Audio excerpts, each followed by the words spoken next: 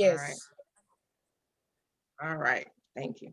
Father God, we thank you for this day. I thank you for the people that thought it not robbery to come on and just be faithful and to impart our wisdom to each other and to know that we are looking out for each other and we want the best for one another. So I thank you in advance for what you are going to do through your Holy Spirit. In Jesus' name I pray. Amen. Amen. Amen. All righty.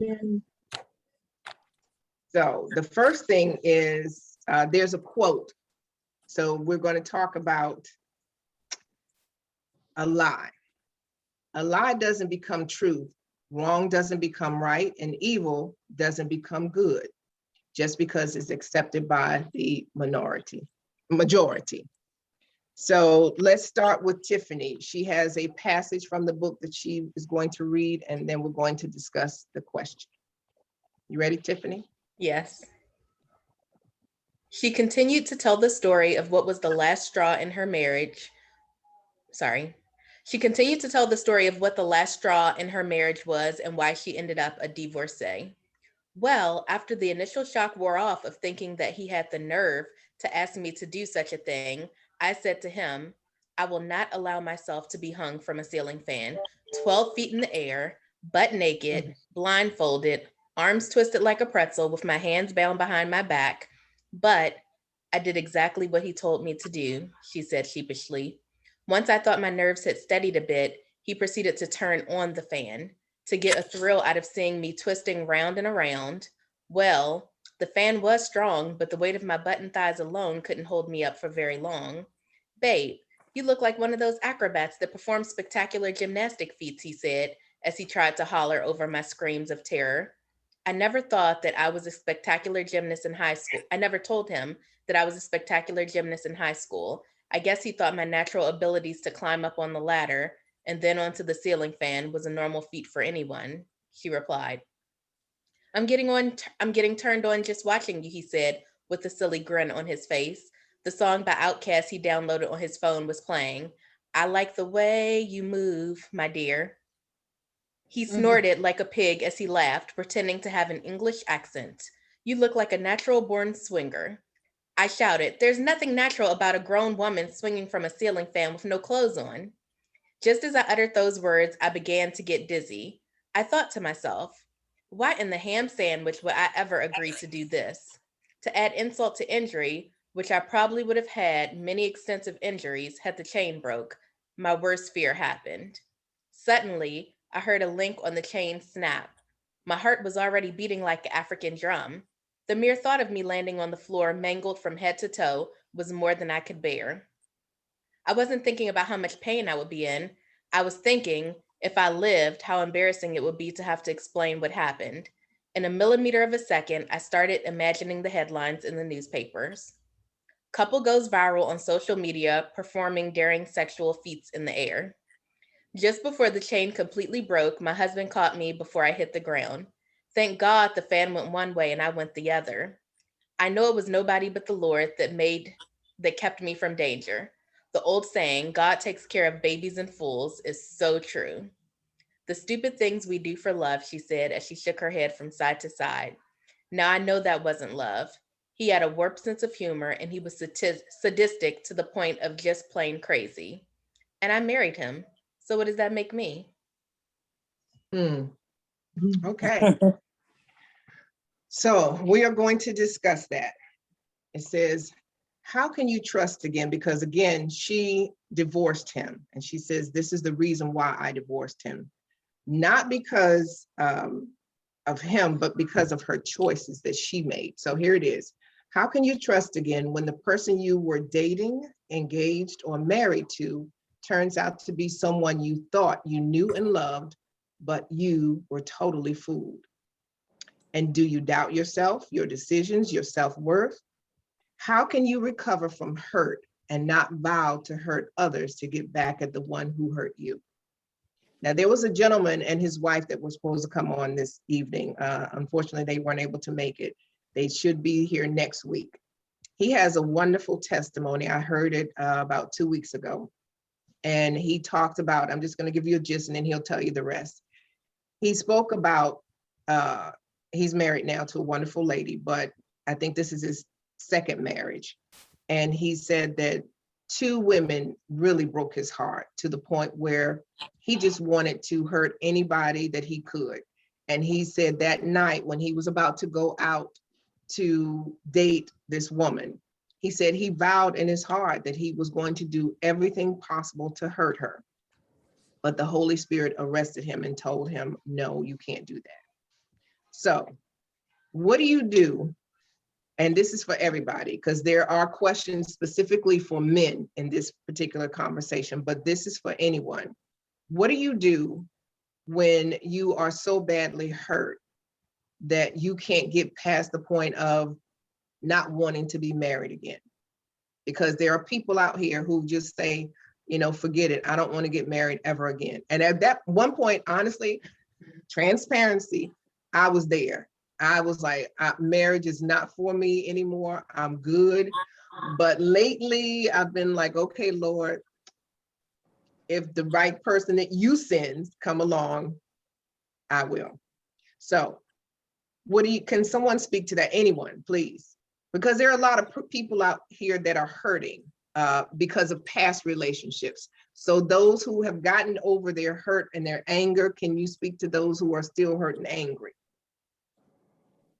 Anyone? I don't think you actually get over the hurt, you know, and pain that you felt in a relationship. I do think that you can, you know, eventually try to get past it. That's almost like somebody dying, you know, to me, you know, because it's the pain, it changes you as a person. You know, I think that once young girls grow up and they get hurt, they're never the same because you're gonna, you know, carry that pain. You're always gonna remember that pain. And you don't want to. Sometimes women will say they'd rather be abused physically rather than messing with their heart because it's a terrible thing to try to get over that type of pain. That's a terrible And I know thing. I've been there too. Yeah, you said something interesting. You said that it changes you because when you're innocent and you go into a relationship, you think everything is so wonderful. And then when that hurt comes, it does change you as a person, and sometimes for the worse. So can anyone else speak with that? May I ask the question? Yes. I find in my maturity that we kind of replicate what we saw growing up with our relationships, our parents' relationships, our sisters, our uncles. And I think the mistake is made when we're younger to think that that person is supposed to define what makes us happy. So we put the responsibility on them to make us happy, not knowing that we don't know what makes them happy. So when the pain, we get hurt by them, all of a sudden they don't broke the contract. The reality is the person that you married or the person in the relationship, they're not responsible for you being happy and feeling loved and cared for because you don't know how to do that to them. You grow into it. And I think what we have done is we put the responsibility on another person to define our happiness, our joy, and even our sadness. And we thinking that they can read our mind or our hearts. And what happens is that's too much responsibility to put on another human being.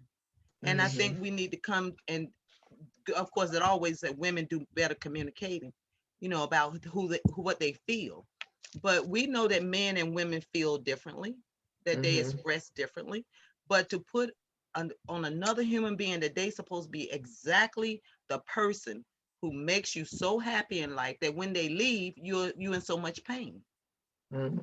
Okay, so how do you get over that pain though once that you hurt? Recognize that it wasn't their responsibility to start with. It's yours to find out. And then you'll be able to express it in what makes you happy. Okay. And then maybe they could have made you happy if they knew what makes you happy, because I find that in a lot of marriages that everybody think everybody's mind readers. And we're okay, not. Well, with this, the man was very sadistic. He was just out there and he was doing any and everything. This is his first marriage now. If you read the book, you did. I met Jazzy at a job fair that we were at, and we were discussing the book. So she has not gotten the book yet, but that's what happens is that the first time. This is his first time marriage, but there's another incident that happens and he is just way out there. So yeah, But that's what I wanted to ask is, how do you get past that though? I mean, I thank you, Jazzy, for that information, but I just want to speak to those people who are still just hurting. And like Iris said, is sometimes it's difficult and it changes you as a person. Anyone else? Can I speak? Yes. I think you have, well, the correct way I would think is you have to do some self-assessment, and you have to do some alone time. Oftentimes when we're hurting or we're guilty of moving from one relationship to another. You seek another relationship, trying to get over another relationship. And a lot of times we have to just you have to pull back and do some self-reflection. Why did I attract that type of person or persons in my hemisphere or whatever? Because sometimes we are guilty of attracting a certain type of person or being to us. But I think you have to, when you're hurt, you have to pull back and you have to say, I need to find out, who I am, because if I allow this person to make me do things that I wouldn't have probably ordinarily done, whether it was for fun, whether it was for pleasure, whatever, who am I? And I think that only comes with a little bit more maturity. Sometimes when you're young, you just do things. You just go with the moment. But as you get a little bit more mature, you kind of like, okay, wait a minute, let me pull back. This is not really who I am. This is not who I really want to be. And I need to do some self-reflection on myself before I can move forward in another relationship. So that's what Jazzy was talking about when you were saying that you have to know yourself first. I think so. Okay. Anyone else? I'm sorry, I apologize. I haven't read the book, but what did he do sadistic? Oh, we'll get to that, because like I said, I'll get you the book. I promise you. Okay. Because I wish I could tell young women to know what they want, know exactly what they want, to communicate it well to whoever's in their life, because you're going to attract sometimes not the best, but you also need to go inside of it with your eyes wide open. Well, yeah, we've had that discussion. Yes, definitely. Did someone else say that they had a question? They had a remark? It was I. Yes, Well, Glenda. I forgot to put my hand up. That's fine. But as I said, hey, everybody, I'm new to the group. But I do want to say to the young lady that spoke about you be hurt, but you can't. I don't want to quote her saying it, what she said, that you can't be healed. Is that what you said? That the hurt is there, but the pain won't go away? Yeah, so you talking to me, yeah. Yeah, but I'm here to tell you, I know all of us got our different opinions, but it will go away. You will heal, because I've been there. And how I got over it, I had to first realize what was wrong with me. As she was saying, that's what Robert said. That we are attracting. But it was some things deep down in me that I had not settled within myself first. Because I told Lynette, I told my story about how I only wanted to be loved. All I wanted to be loved by someone. And just because they told me those 3 words, I thought it was true. But because I had not dealt with the root of the problem of why I wanted to be loved by somebody, that's why it messed me up within my marriages, because I was attracting men because of the lies that they were saying to me. But then I had to realize, as the sister said, I was the only one that can make myself happy. I was trying to make everybody else happy and I was miserable. But I realized I was the only one. And then I had to release everything over to God. I thank God I was saved, but I was still messed up because I hadn't dealt with the root of the problem within inside of me. So we have to, we have to get down to the root of the problem within us before we can allow somebody else in our life. It may not be pretty when we see it in us. That's exactly. That's true. It's recognized it may not be pretty. And we need to be honest with ourselves. Transparent. Yes. Thank you. That's true. That is very true. May I hear from some of the men? He got his hands up. Who? James. He has his James? hand up. Okay, James, yes. See, first of all, good evening, everyone. Good evening. See, I also believe I agree with the couple of the ladies that spoke earlier. I believe it's knowing who you are first, and it saves you a lot. It's easier to get past the hurt as time goes on. And I always refer to myself as my best examples. From early on, my grandmother always used to tell me, boy, you don't want nobody who don't want you, for example. So I grew up a lot of times that when I was in relationships, and let's say someone I felt did me wrong or walked away from me, I was actually okay with it because my attitude was already that that's going to be your loss. Mm. You know what I mean? So I didn't hurt. I can honestly tell you, ladies and you gentlemen here, that I have the hurt. I'm sure it's hurt because I can hear it and I believe you. But I have yet to be in a relationship, and I've been in a few along my years that have hurt me so bad. It's like I have to wonder what I'm gonna do next as far as another relationship. And because I still want to be loved, because I still would like to lay next to someone, because I would still like to travel, because I would still like to do all of those things that couples do, I have no problem of going into the relationship the same way I left the last one. Because I'm already that type of person that maybe my self-inventory was planted into me at an early age, or maybe it just grew as I've gotten older. But I know who I am. You don't want to deal with me for whatever reason, or you walk away for whatever reason. Yes, I hurt somewhat, but I'm okay. I promise you I'll get past it and keep moving on. Very good. Mm. Anyone else? Kelby, you want to answer? I will chime in since you called me out. I also can't speak to this situation from the perspective of someone who has been married, but in my life, I believe wholeheartedly that happiness is a choice. And so I think you have to be intentional about choosing that. And, as a way to paraphrase what has been said already about knowing who you are, I often tell, people I mentor that you were who you are before you got here to this situation, right? So before you got married, before you got in this relationship, you were an amazing person. You were whole, you were broken, you were whatever you are now, that you're all that before you got married. And so you don't need to attach your happiness to any person, place, or thing. Oftentimes in life, we tend to attach our happiness to our job, or, something good or great that's going on in our life right now. And then, so once whatever that is depleted or removed from our lives, then we lack that happiness, right? But when you choose not to attach your happiness to anyone else other than your own self, then I believe it's easier to move with intention and move on from things that will otherwise break you, right? And so, a big part of that is using deficits to your advantage, not looking at loss as a liability, but looking at it as an opportunity. And so I guess if I had to, put that in words, it's really just a mindset. And I know that's easier said than done, but the saying goes, mind over matter, or whatever.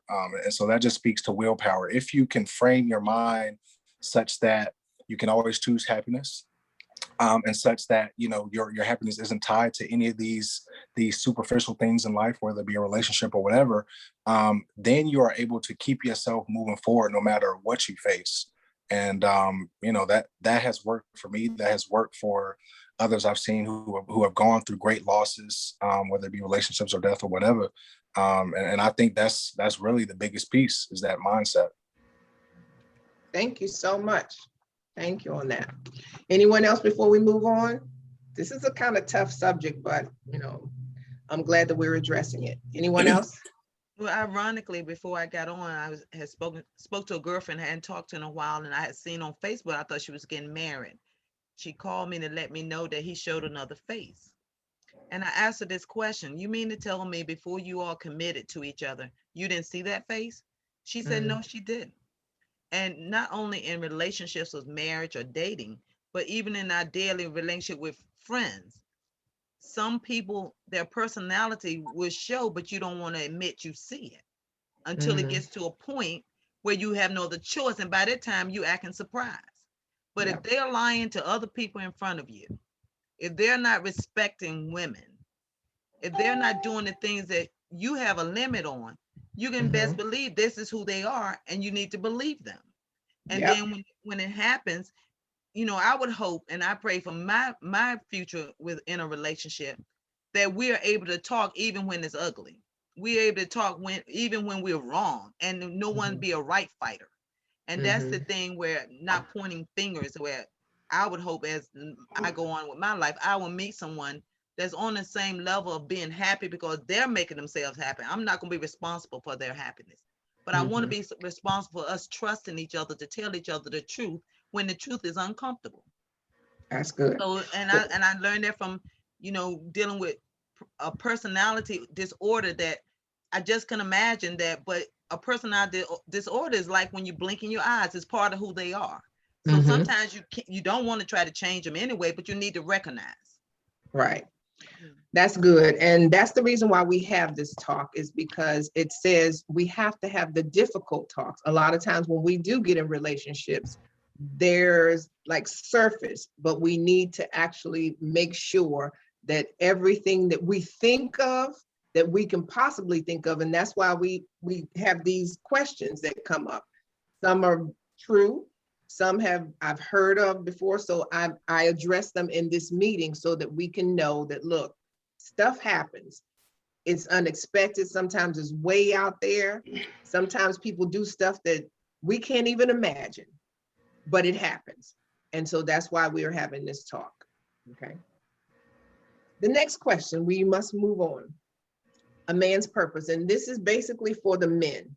And I really want you all to be very transparent, and you always are, so I appreciate that. Steve, can you read what was sent to you today?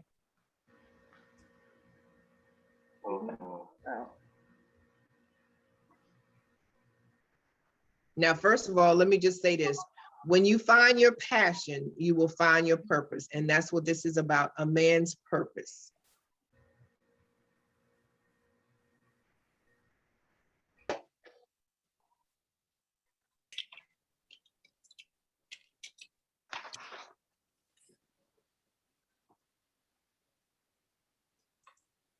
Do you want me to read it? Let's see. I can't hardly see it. That's okay. It says a man with a purpose is destined to promote positivity to positively help push other people into their purpose. That's what a man should do. So, Kaylin, there's a passage from the book, actually a paragraph. Can you read that for us? A man who knows his purpose and the will of God for his life is not afraid to say so. On the other hand, a man who doesn't know his purpose and what he wants is a double-minded man. He is unstable in all of his ways, according to the book of James, chapter 1, verse 8. Therefore, it will be unwise for you to continue in a relationship if you don't know whether you are heading to the altar or heartbreak hotel. So, how many have headed to the heartbreak hotel when they thought they were headed to the altar? Anybody? I mean, we can all speak to that now. Come on, let's just be honest. Has that happened? Yes, of course. Yep. Okay. Can you speak on it? Glenda, Where's Glenda? Glenda, yeah. Oh, I put my hand up because I was just agreeing that I was one of the ones. Oh, Okay. I thought she was raising her hand. Oh. So you were one of the ones that you thought that you had the heartbreak, but you thought that you were going to the altar. Of course. Yeah. And it all falls back to me, as I say, it was a big lie. You know, they'll present themselves, well, the guy presented himself to me for what I wanted, you know, because that was what I wanted. I saw potential, but he had another motive, you know? Okay. And so when I'm thinking, and I dated this guy, and as Jazzy said, we fail to be in denial of the things or the red flags that we see, and that's what happened to me. I was in denial, and I dated him for like 2 or 3 years. And then one Sunday he called me just out of the blue and told me that he had got married. Wow. Ooh, that's a hurt. He just wanted to let me know that he got married. I felt it, maybe about 2 weeks prior, because he lived maybe about an hour or two from me. So it was a long distance relationship. And I was in denial. I didn't want to accept that I felt in my heart that he was seeing someone else. But then when he called me, I actually told the Lord, I'm glad that it was not me, because he was controlling, and that was one of his things, that he felt that because he could not control me, that was one of his pet peeves. Let me just speak on that. Just like Jazzy said, at some point before the 2 years, probably the 3rd month or earlier, you didn't see any signs of that. I said I was in denial. I saw them, but I was in denial because that was not what I wanted to see. Okay. It wasn't what I wanted to see. So I'm giving him the benefit of the doubt, because he had this handle on his name, an elder, by me being a minister. And he was an elder. You wanted the title. Yeah, the title, right. And so I'm thinking, okay, this was a match. And like I said, when I ministered Tuesday night, just because someone is a Christian and you are a Christian does not mean that you are a match. Right. And that's what happened to me. Okay. But thank God I got over it. You got over it, yes. James, you had your hand up?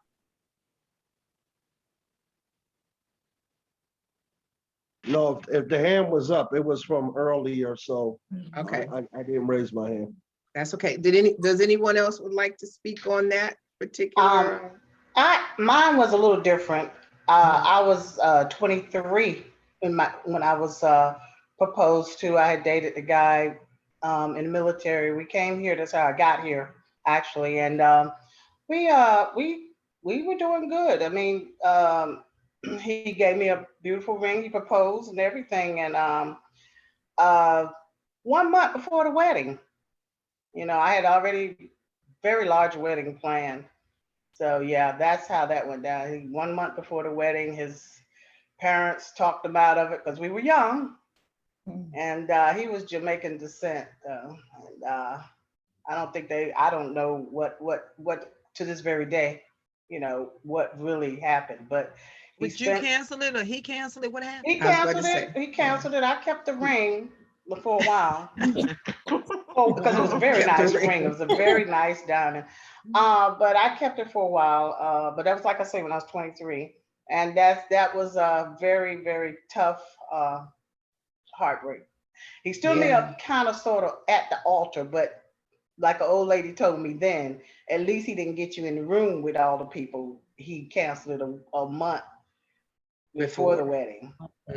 So actually, I wound up just leaving everything. The gown, I never picked the gown up, never picked up the flowers and nothing. That's how heartbroken I was. Wow. Yeah. So I can understand your hurt. How did you, I'm going to use this word, navigate through that hurt and how long did it take you to even try to get over it? Because I can't even imagine. That's something that I'm 64 now. And I never really talk about that, but since it came up tonight, because it was pretty tough. That was pretty tough. Well, let me ask you something. Wait, hold on, Jazzy. Okay, we don't have a lot of time to ask questions, so yeah, if you can answer them, but we're trying to move on. I'm sorry, and you should have gotten the. But Iris, I applaud you. I thank you for even sharing that with us, because that's a tough thing to do. So I thank you and I appreciate that. Really. Okay. Wow. Anyone else before we move on? Okay, because we're really a lot of time. Okay, so It says, men, do you think it is better to have someone to compliment you on your journey through life, or would you rather do life alone without the benefit of marriage? Those who are not married. Let's ask the men first. James or Kelby? And well, Steve, we'll wait on you because you have a question for the married. Well, I personally would like to be married. I would like to go through the rest of my days with the companion I'm in love with. Okay. All right. Yeah, I Have you agree ever with been that. married before? I'm sorry, Kelby. Have you ever been married before, James? I have. Okay. Okay. All right. Kelby? Yeah, I absolutely agree with what he said. And this kind of ties into your last question as well. But for me, I think most men would love to have a compliment in life, but you know, there has to be an alignment of passion and purpose, right? The passion speak to those desires you want in life, and then your purpose is that divine will, that divine intervention, fate, as most people call it. And sometimes they don't always align, but when something is meant for you, that passion and purpose will align. And so for me as an individual, absolutely, I want to be married. And, you know, I feel like I'm headed down that path, but I am someone who's not willing to settle for any reason. And that's where a lot of people get caught up, is in settling. They settle for one of those passions that isn't necessarily meant for them. And I think that if you want to, you know, if you have this vision for your life and you're looking for a complement to that vision, someone who aligns with your path, then you can't settle for any reason or on any, you know, I mean, I think there's a difference between selling and compromise, right? There has to be some compromise, but you shouldn't settle on your must-haves or like your, you know, your high priorities, because if you settle for those, then you're going to diminish your personal value. Then you're also going to diminish whatever complementary aspect there may be in that relationship. And so for me, yeah, I'm definitely, you know, that I definitely want that. But it's not a must-have for me if I don't find that alignment of passion and purpose. You know, I'm willing to continue walking that lonely road until I find that. Until you find it. That's great. That's really great. Okay. So anyone else before we go on? Okay. For the married people, what is the benefit of being married? And would it be a liability for those who are single? And this is for anyone. So Pat and Steve, and who else is married? Okay, so it's just Pat and Steve today, and Kim. Yeah. Mhm. Okay. Are we the only one? Right now, today you all are the only ones. Wait a minute. Jazzy, are you married? No. Okay. No. All right, so Divorce. Oh, divorce. Okay. Well, we have single, divorced, and married on here. So, okay. All right. Can I say one thing though? Yes, The young man was talking, and I really admire him saying he would not just settle. But you know what people do, young people do, and I did it. You romanticize about marriage. Marriage is not easy. I mean, one little simple thing happened while I was married. It made me see how simplistic things can be, but they become big. I'm doing the laundry. I fold my towels. When he noticed how I fold the towels and put them in the shelf in the bathroom, to him, I fold the towels wrong because I didn't fold it like his mother. And I'm going like, that's a good example. You grow up in different households. You get habits and you do things. And unless you got a person who's willing to bend or to negotiate or whatever the word is, you can get in an argument over simple towels. And it was so odd that before I got married, I didn't even think about those differences of growing in a household with different parents, different locations in the country. It's just different. And that's why you can't romanticize about it. And I think sometimes the industry about the money thing make us romanticize that once we have I know a young lady had like a $250,000 wedding. It lasted maybe 7 years.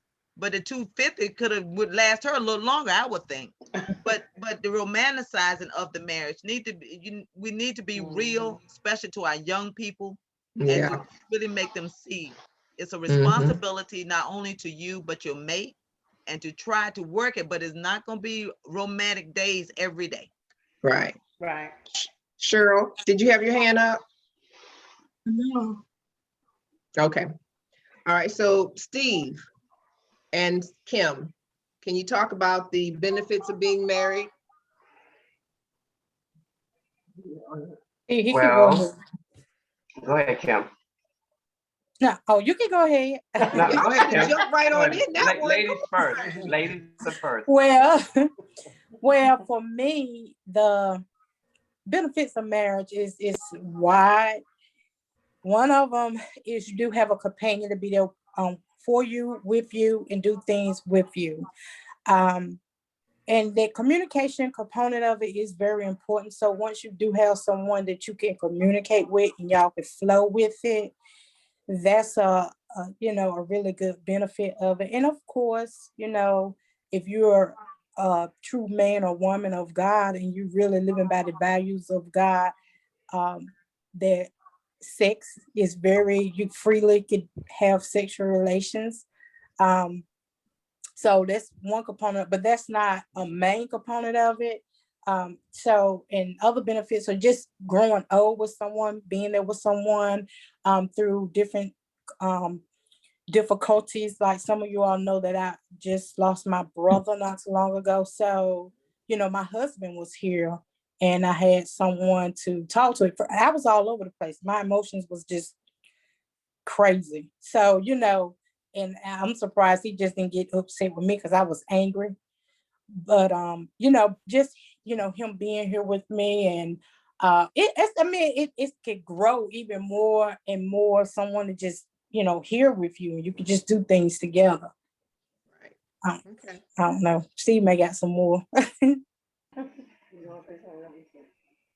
I think the benefits of marriage is, like she said, sex, that's the pleasure. But there's far greater things than just that. You gotta understand each other. You gotta have a level of communication that kind of extends beyond what people on the outer world or the outside would say. Because when it gets down to it, at the end of the day, it's what you and your spouse comes up with, what you two agree with, what mean more than anything. You'll have to be on the same level, on the same page. That's why you always need to communicate. So when something is bothering her or troubling her, it's bothering me. If she can't sleep, I can't sleep. That's how close knitted we are. God says when a man finds a woman, if she's the right woman, that's a good thing. But you have to connect each other. You have to be equally yoked in some form or fashion. You have to know, I can almost complete some of her sentences. That's how much attention I pay to her. And she knows what I'm thinking. She knows when something is troubling me, and I know when something is bothering her. Excuse me. So we are that well knitted because of the time and attention we give each other. I'm not always, when she's feeling some kind of way, I'm not in my own world. I tap into her world. What's going on? Let's talk about it. Let's be open. And that's the only way you can really learn each other, where you can really connect and understand what's going on in each other's world. So yeah, all the pleasures and all the other stuff that comes along with it, but it doesn't feel right, and it doesn't make you feel like you are a part of her if all the other gears ain't connecting. You know what I mean? It's like everything is not firing. So if it's not firing right, when she's upset, she don't want to be bothered, then I know she needs space. So I give her space. Sometimes she might, well, I'm gonna go here and hang out with my girls. We go on for a little dinner or something. I'm like, that's fine, baby. Let me know when you're there safe. Let me know when you get ready to leave, so I know when to expect you. And that's the type of relationship. I'm like, why are you going out with her? No, we don't do that. If I say, well, me and my brother, we go and do this and that, she said, okay, well, y'all be safe. And I'll let her know I'm on my way back home. Let me pick up anything. That's a connection we've always had. And that's what we live by. We don't separate each other. And we don't get in our own little space where no one can touch us or no one can come near me. So it's a whole lot to marriage. Yes, it's a lot of work. But if you got a partner that can be flexible and willing to bend and give and understand you as well as you understand her, just like she said about the towers, really, I mean, can you imagine? Do you know how many ways you can fold a towel? I know that's Make right. it look good. I I mean, agree. have you ever been on a cruise? You see how they take the towels and make animals out of them? Yeah. Can you imagine He how said many make ways you animals. can Yeah, they create this do. and make it look like it's all right, you know? Yeah. But Yeah. it's like she said, simple things. And some people are real nitpicky and stuff like that. I mean, you can always adjust. If they're willing to adjust, willing to be flexible, then that's all well and great. But there's a lot to that, and you have to communicate with each other. You got to stay focused. You can't just get in your own world, because if you lose that connection, it is so very hard to get it back. To get back. Yes, that is so true. And Lynette, You can I say spoke something? volumes. Yes, dear.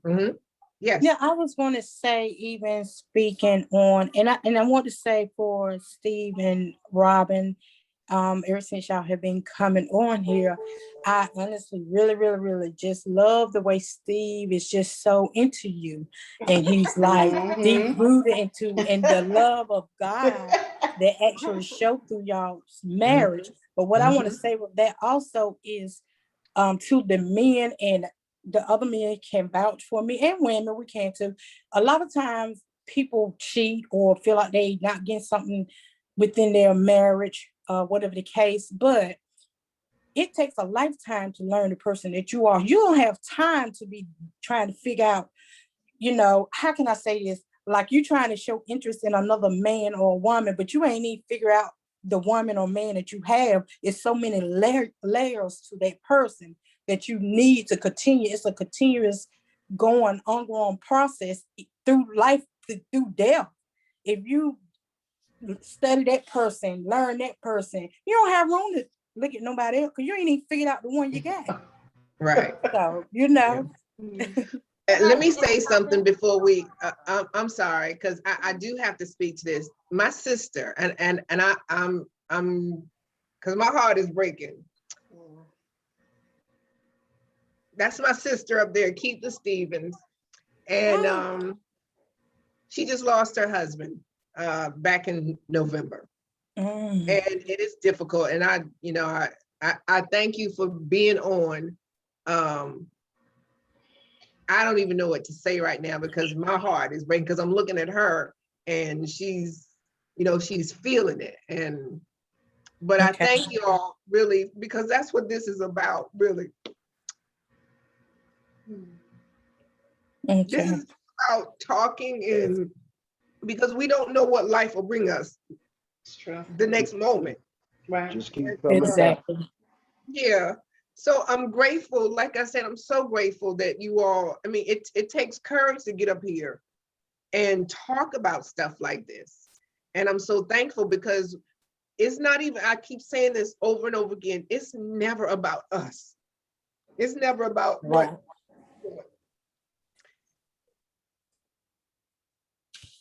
It is helping somebody else get through their pain. And that's what we're on this earth to do. So I'm just really thankful. And I know I didn't even know that this was going to be really emotional like this, but it is what it is. So I'm thankful that we're able to be transparent with each other. So yeah. Wow. And Keitha, we love you. We family, because Keitha's husband is Robin's brother. Yeah. So, I'm being very supportive with her, because she's going through it too. So we are connected. Lynette, Keitha, Kaylin, Robin, and myself. We're family.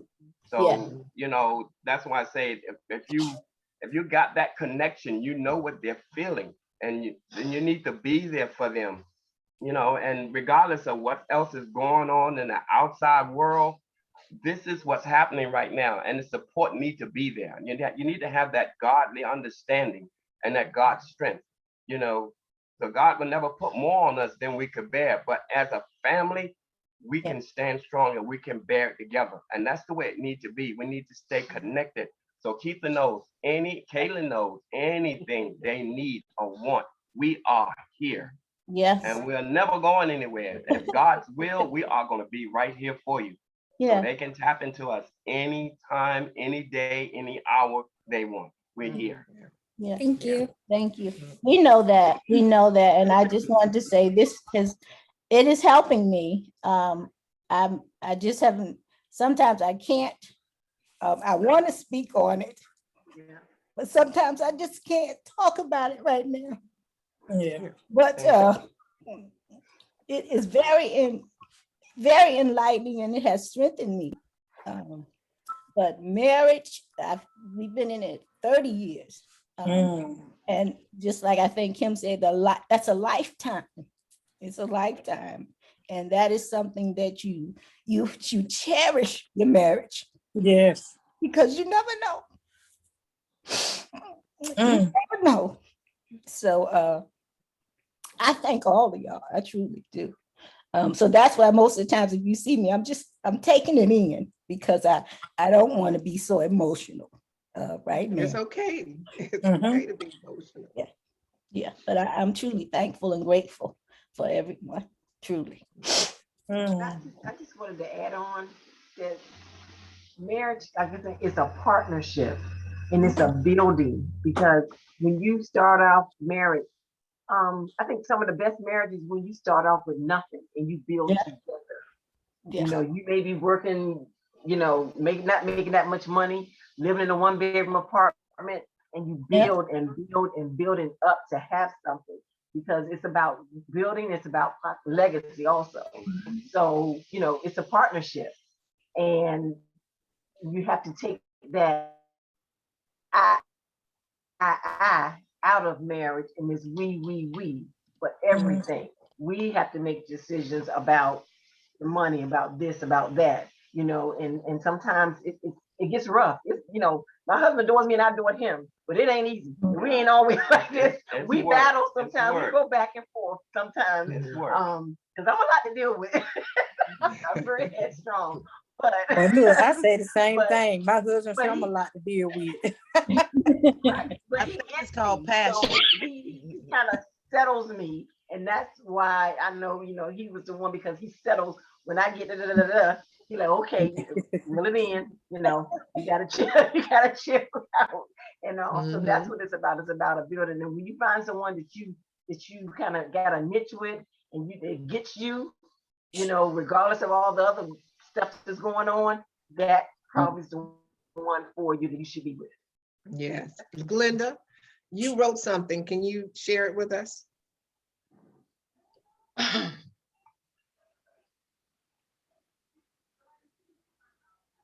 I felt her pain because my husband died 21 years ago. And that's still, I think about him all the time, but I know that my life got to move on. I wrote, it's a process of healing, and God let us know that it's because of the intimacy of the two people that are joined together. And as Steve said, it's not all about sex. It's the intimacy that you have together, because when you can have that intimacy, that closeness, that togetherness. I am single, I am divorced, and I am also a widow.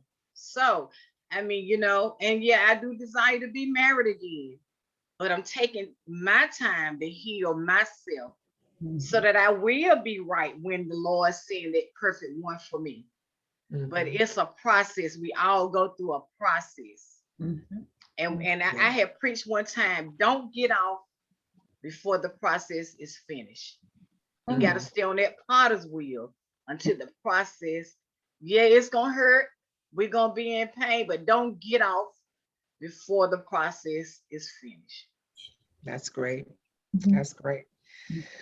Okay, so Cheryl has, where are you? You have 2 scriptures that I'd like for you to read, please. Okay, Genesis 2:15. And the Lord God took the man and put him into the Garden of Eden to dress it and to keep it. 2:18. And the Lord said, and the Lord God said, it is not good that man should be alone. I will make him a helpmeet for him. And then 22 is, and the rib which the Lord God had taken from man made he a woman and brought her unto him, unto the man. Okay. Now, my Bible says helper as his complement. And I noticed that Kelby said complement. And that's what a man and woman should do. They should complement one another. And as far as it said that God brought the woman to the man. And a lot of times, you know, we think that, and I told you I was guilty of this, is that I wanted them to come to me, and I probably missed out on a whole lot. But it says for singles, this is addressed to the single people. If you were to get married 6 months from now, would you be a compliment or a detriment to the one you are to marry? And we just be very transparent and honest. Are you ready mentally, emotionally, physically, and financially? Have you and are you working on yourself to be the best fit for a mate? Any single can answer that, please. Well, I can say I'll be a compliment. You'd be a compliment. Okay, why? Why? And the reason why, because I turned my mess into a message. I allowed God to heal my heart. It took, and I told my it took my oldest son is 45. So it took me really those whole 45 years to really find myself because of the deep issues that I said that I was dealing with. But once I allowed God to make me all over again and regenerate me, and I had already said, I know that I was a good wife. I know I was. So I know that I'm even better now. You'll be even better. Okay. I'll be even better. All right. Anyone else? Singles? Well, you don't know if you'll be a detriment or a compliment? What? That's that's scary right there. I'm torn. I know I will be a you said detriment or a compliment. I'll be a compliment. But then when you put the part in there about have you worked on yourself? I mean, as far as, you know, that would be the part I need to, you know, work on as far as, you know, getting through some things, you know. Okay. But everything else is in order. Everything Can you speak on, I mean, if it's not too personal, you're saying that you need to work on yourself. So what does that mean? Is it like emotionally? Robin spoke on, and Jazz, you know, knowing yourself, you know, just knowing who I am, because I attract the wrong kind of people into my life. And it probably has to do with what they are saying, you know. Other than that, you know, shoot, I would marry me, you know, so. You said you would marry you. Well, that's a great thing. If you would marry you, then that's really good. That's right. That's You know, beautiful. I want to be totally honest. I would be a detriment because I woke up one morning and realized I left my parents' home at 19. I am 63 years of age right now. And I was married for 1 year. So the majority of my life, I've been alone, been independent, taking care of myself. And when I was dating, after 3 days, I'm done. I don't want to see, and I know that's something that no one wants to deal with, that after 3 days, I don't want to see your face. And it's a detriment, but because my life has been so single that I have to admit and work on it to say, well, it's not fair if I say, 3 days and you need to go, we can't see each other for at least a week. So we had new stuff to talk about, something like that. And I know that's part of, I didn't plan it. I didn't think it would do like this, but I realized because I've had so much time to myself, after 3 days, I'm almost at a panic, a nerve, because I don't want to hurt nobody's feelings. But the reality is I need that me time because I've had it too long, and I really need to be honest to someone if I ever meet someone who's going to be in my life, that we can't be up under each other all the time. I just can't do it. So I'd be a detriment unless I work it out before they ask me to marry me, which I doubt it because I'm not that in the future thinking about getting married. Right. Well, Keitha can attest to this. Practically all my young adult life or young life, I always said that I wanted, if I got married, It didn't happen. But when I got married, I wanted to have 2 separate homes.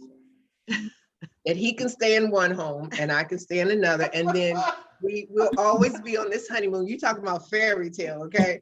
And we would always be on this honeymoon where I can go over his house and stay for a couple of days and just that like you sounds said, like a plan. yeah, right. And then he'll come over my house and we'll have a little time. And that's what I thought I could do for marriage. And every time I tell people that, they look at me like I had 2 heads. When I got married, of course, you know, I did the traditional thing, but that's what I always thought that would work for me. So You know, I figured out the formula. My sister got married. Both my sisters got married at 18. I waited till I was 33. But during the course, because you know they came through the fire and they come out loving each other, which is such a blessing. But they did have a little rocky years and they separated. And I watched her be uncomfortable not being around him. So whereas I had been single all my young life, she had been married and she had got accustomed to being married. So being single was very uncomfortable to her. So I realized that's what my problem is, that I've been single, that being married is just a little uncomfortable to me. Until you meet the right person. Everybody said it, but you know, I'm going like, what's the right person? You know, when God sends him, you'll know. Well, I hope he do me like that. You know, hey, come on now. Anyone else? Because this is an interesting conversation right here, really. Well, I was gonna just step in where, you know, when me and you was talking earlier today, and this is just my my word or my wisdom speak to people that's single or have never gotten married. If you most definitely know, and everybody have some issues, some things that's going on with you, and I say people that's really, really into God, get some inner healing. Get inner healing and get delivered. That's right. Before you step into a marriage. And whatever, however long that process take, don't try to rush it, but you'll know when you still have some stuff that's in you that is not of God, because you still got to ask God that. And someone said it before, uprooted. It has to be uprooted. It can't be treated with symptoms or something to just treat it. It needs to be uprooted and out of there. So once you get into a marriage, you know, not saying now, most definitely saying you're not going to have some issues, but it's not going to be nothing major where you still dealing with your mama issues or daddy issues or whatever happened in your childhood. Okay, well, let's speak on that then as far as therapy. That's what we're talking about, right? So how many people really honestly have gone to therapy? I'm raising my hand. You talk therapy for relationships or just therapy? Any kind of therapy that you have been going through a hard time in your life. It could be young or, you know, how many people on this panel have been into therapy or have gone to therapy for any reason? I can't see you. Okay. Well, I suggest that, really, I do, because this is when I was 19 or 20. But I was going through a difficult time. I had gone up to New York and, you know, just was trying to just find myself. And I just recommend that highly, because we don't always have to do things by ourselves. And sometimes we don't want our families to know that we're going through things. But if we get some kind of help, some kind of therapy, then it will, you know, we can kind of get through the stuff. But if we don't, we just sit with our mess. And then sometimes, y'all, I'm telling you, I know people who have committed suicide because they didn't have anyone to talk to. Right. And if you don't have family members that understand, and I knew that I could go to my family, but I just didn't want to, because it was just, you know, just some stuff that I didn't even want them to know about. So in me choosing to go to therapy, it helped a lot. So I recommend that therapy. I recommend that highly. Anyone else?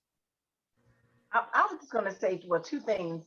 First of all, a lot of times we as Christians, had not been told years ago that it's okay to seek therapy. So it's okay if you're a Christian and seek professional help. You know, yes, you pray about it. Yes, you do whatever, you know, you have to do. but it's okay to seek therapy. Secondly, I was interested in knowing Kaylin, and I think her name is Tiffany. How do they feel about them being ready for marriage? What was your question? Whether or not there'll be a detriment or blessing? A detriment. Compliment. I'm sorry. And I Yeah, just that's wanted true. to Yeah, that's know, good. Yeah, the young their people, age, and how also they felt. Kelby. And Kelby, I'm sorry, Kelby as well. Kim has to leave, so thank you, Kim. Okay, Oh, Kaylin. I think I don't know. I'm like in the middle because of course I feel whole and complete within myself, and I have that happiness, like I can't describe the happiness and the confidence that I have now, but of course I'm still grieving and I feel empty. So I don't think that I am ready right now for marriage. And I don't ever know. I'm at the point where I don't ever think that that void will fill of not having my father physical here, because I'm always going to have that sadness. Even when I get married, he won't be able to walk me down the aisle. So that is something that I don't think will ever be filled. So I don't know at this point. Yeah, thank you for your honesty, sweetie. Really, yeah. Tiffany. So between the two, I would definitely say a compliment. However, I feel like there's always things that we can work on about ourselves moving forward. I know for myself, because I am a little bit older and not having been married, I've pretty much done things on my own, my whole adult life. And so to go from doing things by myself into being in a relationship with my husband, and that being, like it was said earlier, all day, every day, it will be a change. So I do feel like it would take some time, to get used to that. But I think I'm a pretty dope human being. So I would definitely say compliment.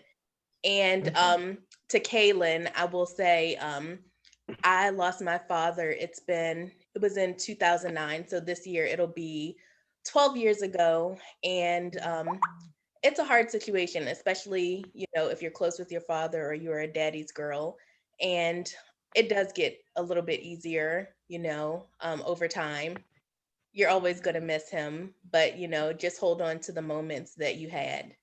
And that helps a little bit. Thank you. You're welcome. That's great. Kelby. Oh, I'm sorry. James and then Kelby, because I'd like to hear from Kelby as well. James. Okay. First off, my condolences to the family. My deepest condolences to you all. I think I would be a compliment, only because I've been married. I am older and wiser. And one thing I do know for myself is that at the time when I was married or dating or whatever, that she wasn't always at fault. I played some part of that as well. So I had to, once again, I always say you have to first do an inventory of yourself. So I know some of the mistakes were mine, and I've changed some things along the ways. Now, when you say 6 months from now, it's even better, let's say, for someone like myself, because what I realized is that a woman that I love has always been there. And we've actually been friends for a very long time. We talked about it all. We shared a lot of things, and she knows how I feel. But I had to go through the last step of being a single parent because that was more important right at the time, which she understood, because that was, once again, that was something that, we had discussed. And now that, her mother was able to take my daughter, I'm not single parenting anymore. So now free to, move a little bit forward and things like that. So I truly think I would be a compliment, but once again, I'm going based on someone that I have been friends with for a very long time, that knows me and I know them. Okay. All right. Kelby. Yeah, I agree. I personally feel like I will be a compliment as well, because I'm cognizant of my areas for growth. Like Tiffany said, I think that everyone is going to come to the table having their own issues and things they need to work on. But if you are honest about those shortcomings, and you're intentional about managing, actively managing those and working on them, then I think that you are doing yourself and your partner a world of good, because like, you know, we're all going to have some issues, but you have to be able to understand those and understand how to get better and how those, you know, how those fit into your partner's issues as well. And then also, you know, I understand the importance of compromise. I have, you know, I understand my non-negotiables, and those are reasonable. And then I also understand that, you know, with differences of perspective, differences of lifestyle, that there's going to have to be compromise, and that's how marriage works. And so I'm very intentional about acknowledging all of that.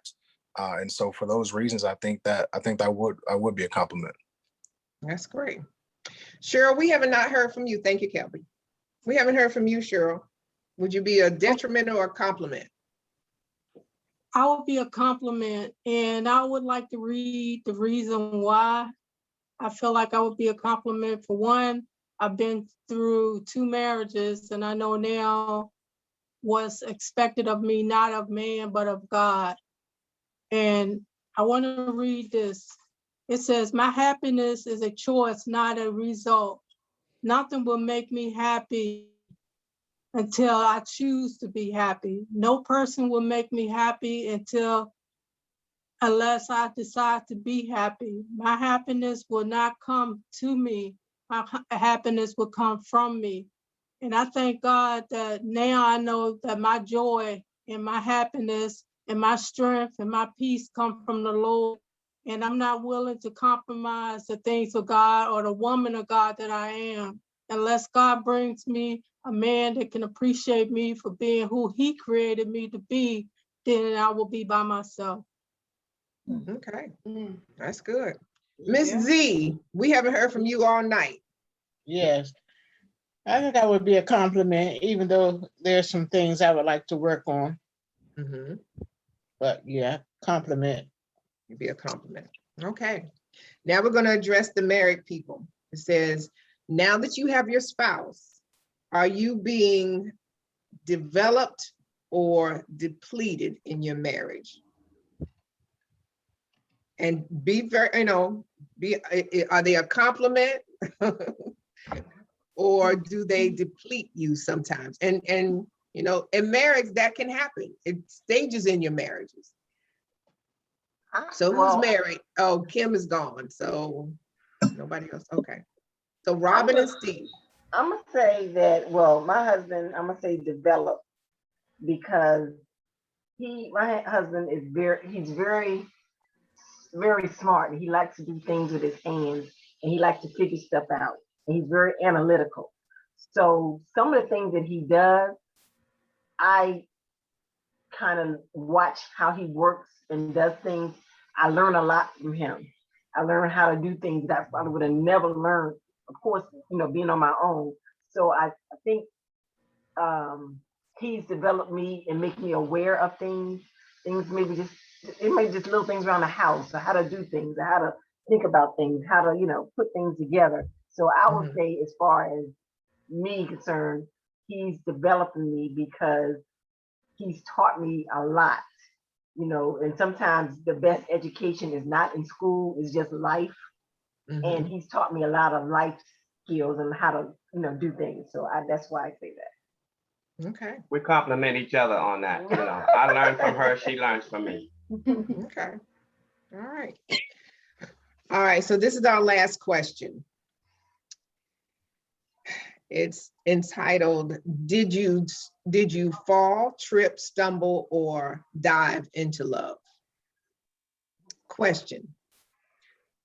What do you think it means when people say, I fell in love with her or him? Did you fall, trip, or stumble? What does it mean? And just be intentional about this. Just break it down. Well, what do you think it means when people say, I fell in love with him? Because when you fall in love with somebody, or did you find that person? Did you find love, or did you fall in love? Can I go first, and then that way I'll be out your way? Yes. I stumbled into love. I didn't know her that very long. I was working 2 full-time jobs, and as soon as I let go one and I got a breath of fresh air, I just stepped out into the world. So the first thing that materialized I was like, hey, you know, she's looking kind of cute. She has great conversation. We started dating for 6 months. We got married shortly after. Everything was great for the first year, like you said, honeymoon and everything. But then I got to know her and she got to know me. Thus, the red flags, which I spoke on probably week 1 or 2. So I actually stumbled into it. But I learned, that's one of the things that I learned, that, you know, you have to take your time and find out people for who they are. That's good, James. Thank you. Anyone else? What did you do? Stumble, fall, trip? Anyone? Yes, Kaylin.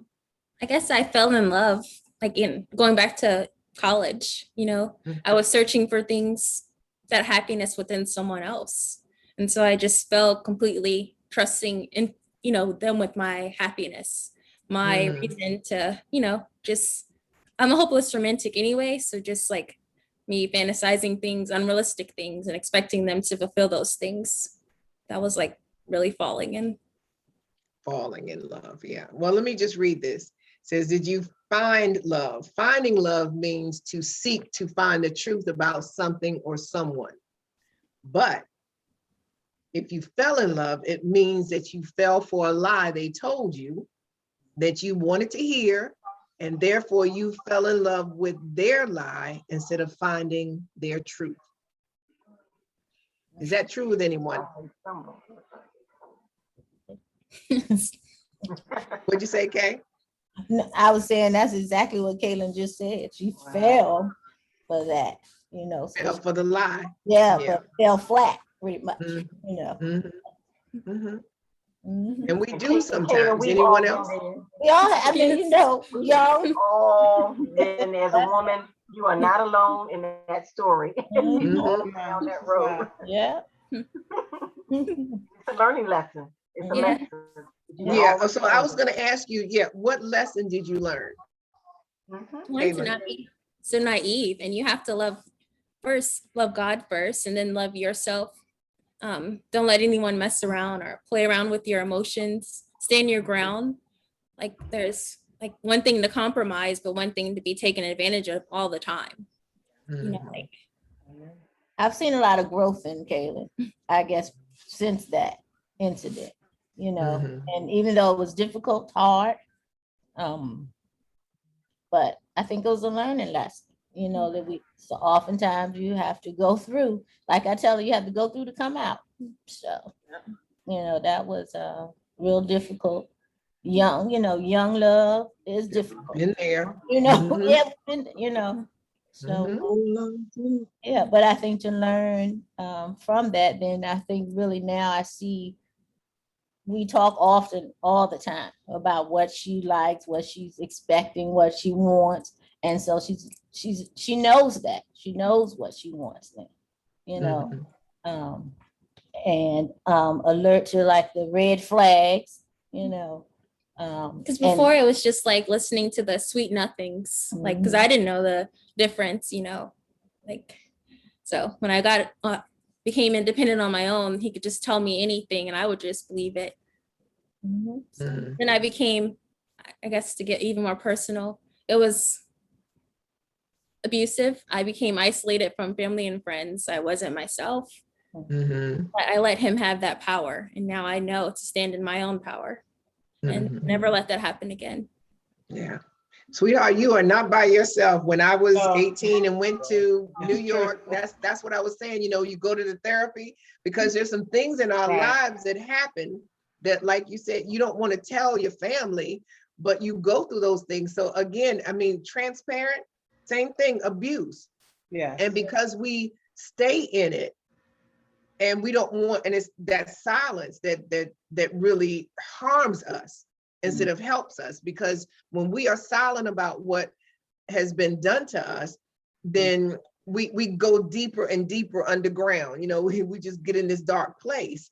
And if no one is there to help pull you out, I'm telling y'all, I've seen it time and time again. It is disastrous. And that's why I am such an advocate for going to therapy, finding somebody to talk to, get the best friends that you can find that won't judge you, but just will stick with you.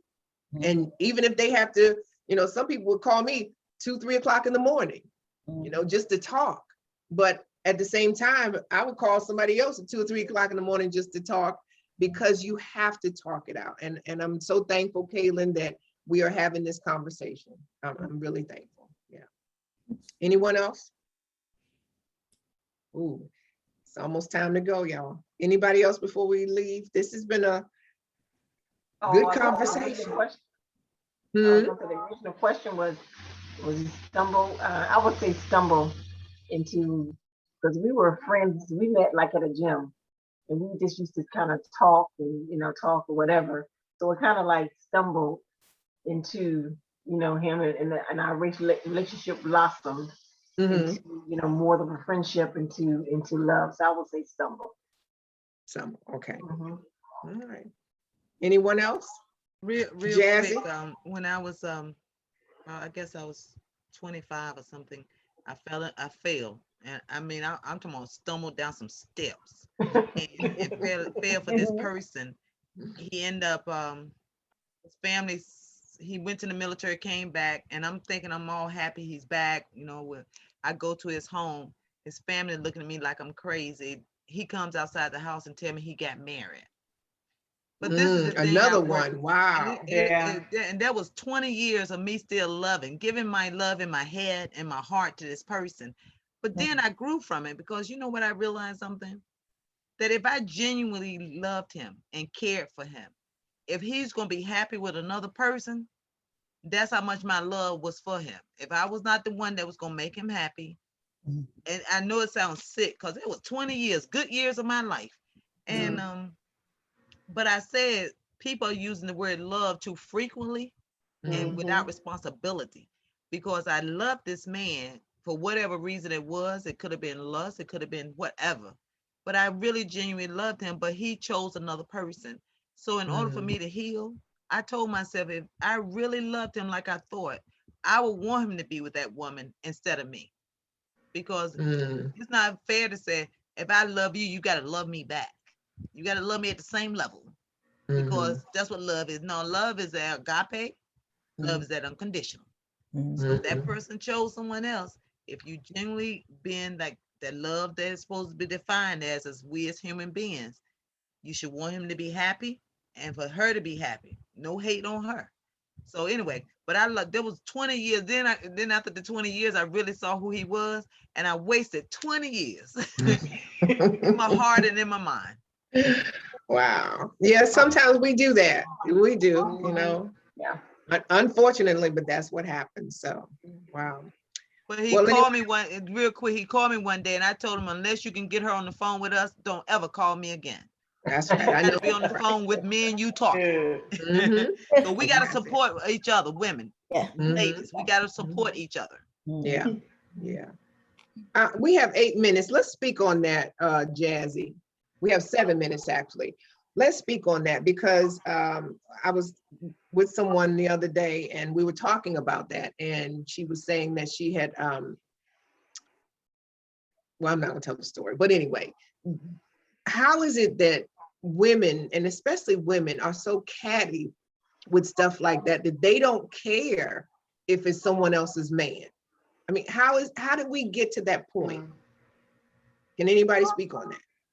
Is it that they want a man so bad and they want what they want, that at any cost to anyone, and even to the point where it breaks up a family? Anyone? I think what they were saying about everyone wants to be loved. And even though you know it's not coming correctly at you, we need to support each other as women, as ladies. Support when you know that a man is coming at you and he has a person in his life, whether it's his wife or his girlfriend. Call him out. You know, the story about we sleeping in different bedrooms, that's so old, as old as the world. Yes, and it we still is. fall for those lines. You know, and that's what I'm saying. I want to tell the young girls, be smart about your choices. If it doesn't sound right, some sounds funny, most likely it is. It is, yeah. Because you know, generational wise, our parents don't have as much experience as we do. Now we have more experience in the next generation.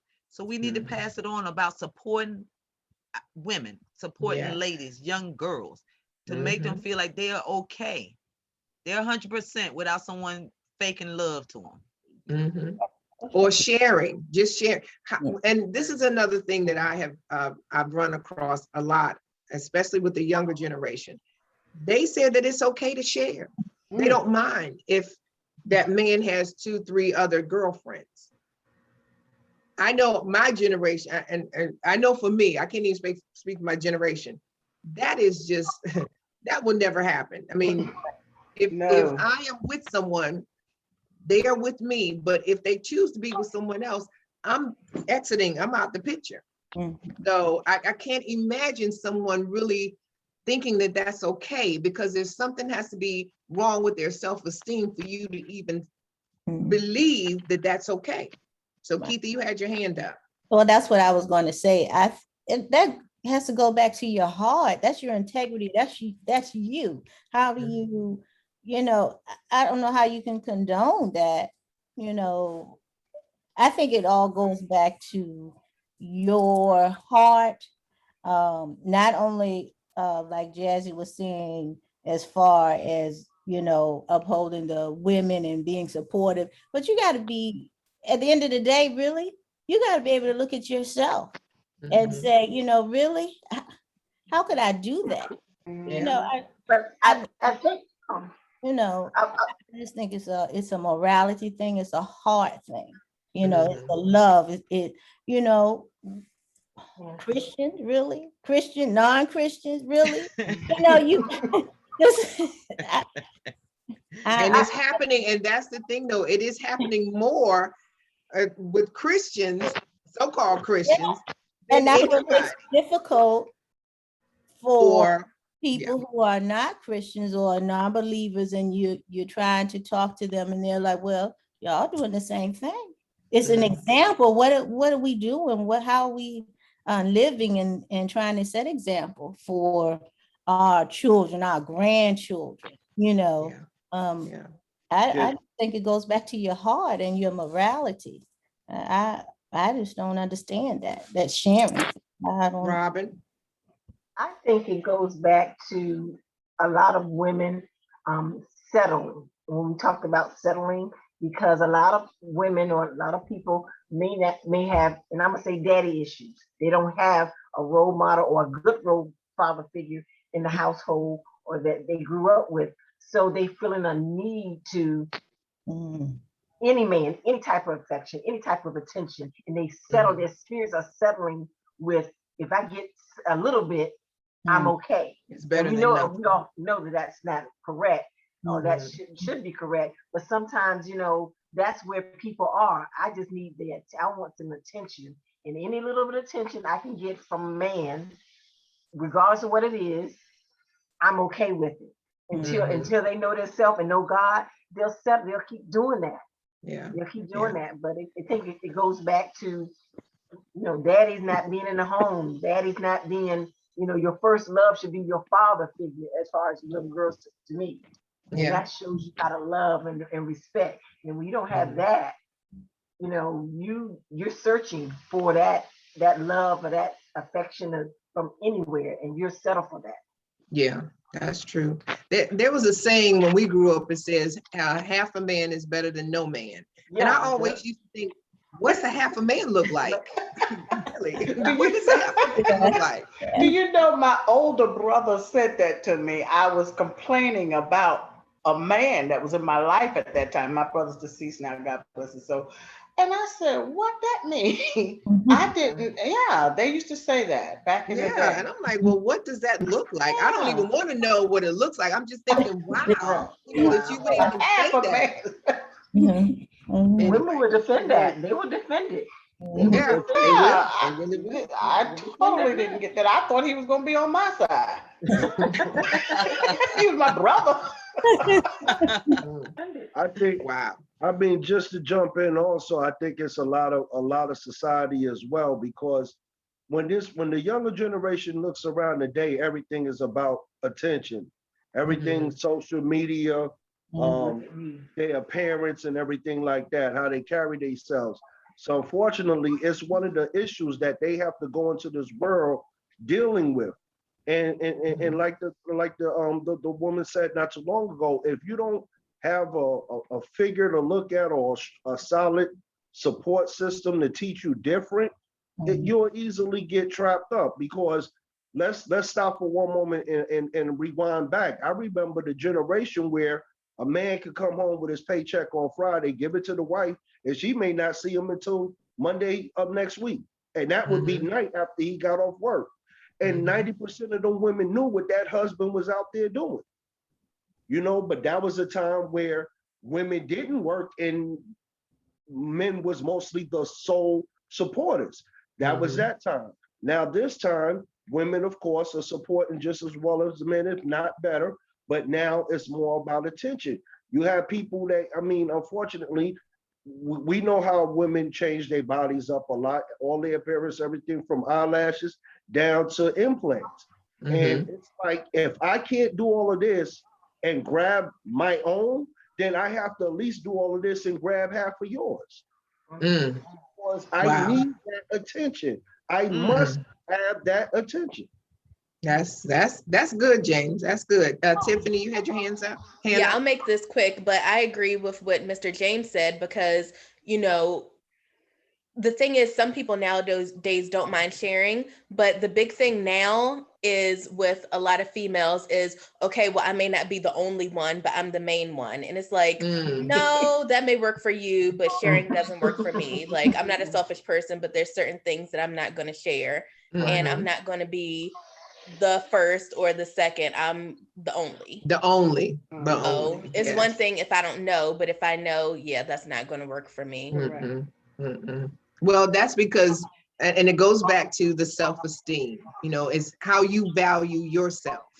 And if you don't, then that other side will show up and you will make that decision to compromise.